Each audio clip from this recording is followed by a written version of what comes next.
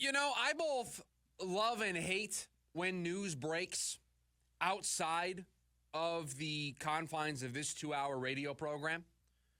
I love it because then it is an immediate topic for us to discuss the next day on the show. So it helps the prep process when I'm driving home and I see something and I'm like, oh, great, this happened. If it directly impacts one of the teams here in town, that's a ball of yarn we can untangle for days. Or if it kind of is adjacent to those teams, how can I tie it back in and us have a bigger conversation about it? We're going to do that later today with the news that we learned yesterday about Michael Penix Jr. being named the starting quarterback for the Atlanta Falcons, them sitting down Kirk Cousins. We're going to try to tie that into the Cardinals and their current situation with Kyler Murray. But the thing I hate about it is I kind of like doing the high wire act of breaking news while we're on the air. I have to immediately give my thoughts, and we have to try to do this together in short order. I like that. Right. So I think the worst is the news that breaks at 1:05, where I'm back at my office editing the show. Yeah, working on the social content, putting stuff out on our YouTube channel, KDUS AM 1060, on the social channels, KDUS 1060, wherever you are on the social platforms. And I'm sitting there and I'll just get a text message from a buddy and be like, did you see this? And then I'll go to Twitter and be like, oh, great.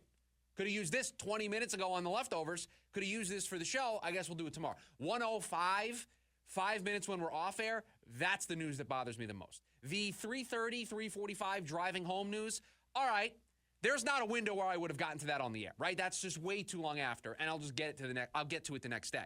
But the right after, you couldn't do it 20 minutes before. The paperwork took that long. Come on, what are we doing here? So yesterday we had a piece of news that I think directly impacts one of the teams here in town, because it was announced. I was driving home yesterday, did some Christmas shopping, have some more to do over the next couple days, that the Yankees made a trade to acquire center fielder, first baseman Cody Bellinger from the Cubs. Didn't really give up a whole lot. Traded Cody Petit, who was just an arm for the Cubs. And the Yankees got themselves a power-hitting first baseman center fielder, hit 18 homers last year, hit 26 homers the year before, hit 307 the year before, was an MVP back in 2019, I want to say. Hasn't really lived up to that 2019 billing. Has been a decent player. Had a bad year that led to him getting non-tendered by the Dodgers. Ended up with the Cubs. Ups and downs. And found himself traded to the New York Yankees. Now, many assumed, after hearing that news, that the Yankees acquired a first baseman, also plays center field, but a first baseman, that this would take them out of the running for a first baseman. Well, in the words of Lee Corso, not so fast, my friends, because I think this does absolutely nothing to change where the Arizona Diamondbacks fit into the Christian Walker market and where the New York Yankees fit into the Christian Walker market. I don't think this changes anything. Because if you look at the way the free agent market is set up, if we look at the way the trade market is set up, both on the first base side and in the outfield, but mainly for the sake of this conversation, the center field market, there's a lot more options to pick from still on the first base side. Christian Walker's still out there. Pete Alonso's still out there. Paul Goldschmidt's still out there. Carlos Santana is still out there. And that's just the top of the market. The first base market has not moved at all. There's reports that maybe Josh Naylor of the Guardians could be available. That's a first baseman available via the trade market. So the first base market, way more robust than the center field market. You might be able to take somebody and shoehorn him into center field. You probably don't love his defense, but you can make it work. Whereas first base, you got a lot of guys who play first base. You got gold glove caliber first baseman in Christian Walker. You've got silver slugger potential with Walker, with Pete Alonso.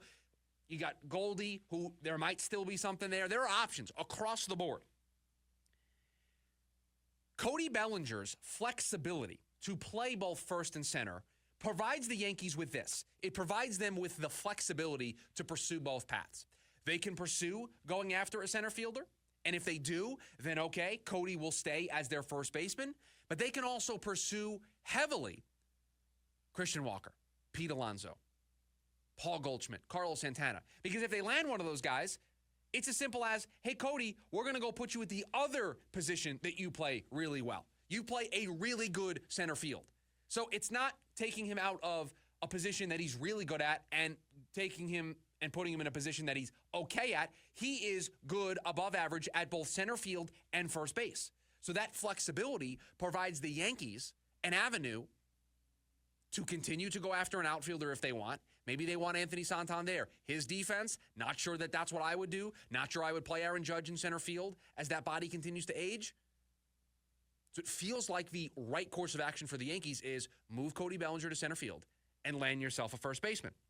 And they are reportedly still talking to all of those first basemen. Bob Nightingale, USA Today, reporting they're talking to Christian Walker and his representation. Pete Alonso, Paul Goldschmidt, Carlos Santana. All of those avenues are still open to the New York Yankees. Yesterday's move didn't change anything. Christian Walker is still a possibility for the Yankees, just as much as he was a possibility for them 3 days ago before this deal happened. It is still a possibility. So how does this tie back into the Diamondbacks? Because I think everybody is looking for an angle. They're looking for a pathway for a Christian Walker Arizona Diamondback reunion. I get it. I understand it. This is a guy who provides 30-plus home run power, provides Gold Glove caliber defense, was here when this team went to the World Series. Hard to replace that type of production at first base, especially if you don't want to pony up for a Pete Alonso, if you don't want to pony up for a Carlos Santana, if you don't want to play in those deeper waters of the free agent pool. Hard to replace that type of production. You don't get 30 home run Gold Glove caliber defense for $2 million. It doesn't exist. So everybody's trying to find a way to get Christian Walker back to the Arizona Diamondbacks. Again, tough guy to replace. I get it. There are two pathways in which Christian Walker can return to the Arizona Diamondbacks. There's really only two. Pathway one, the Diamondbacks make a decision. And we hinted at this yesterday. We told you that only one time in franchise history has this organization gone above and beyond the $100 million mark for a free agent. And that was for Zach Greinke and his 6-year, $206.5 million deal. They've gotten close, 2 contracts in the 80s, but only one time have they gone over $100 million. And we think Christian Walker's probably looking at $25 million a season on a shorter-term deal. So $375, maybe you have to go to that 4th year and get to that $100 million mark. Maybe you don't, but maybe you do. And if they did, if they had to go above and beyond, I mean, $75 million would be probably, I don't have the list directly in front of me, but I think it would be their 4th highest free agent deal that they've given out. So that would still be a landmark moment for this organization. So pathway one, they make the decision. They decide this is a guy, we just got to have him. We got to have Christian Walker. We can't have it any other way. We can try to piecemeal together with what we have on the roster and do bargain bin shopping for somebody else to be a part of a platoon. That's not going to cut it. We have to play in these waters. So we have to have Christian Walker back. We are willing to break the bank for him, relatively speaking, in the history and context of our franchise.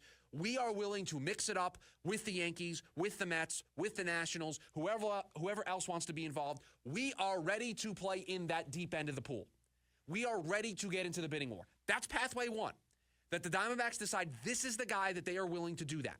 A 33, 34-year-old first baseman who, let's face it, he's been good for this team, but he's older.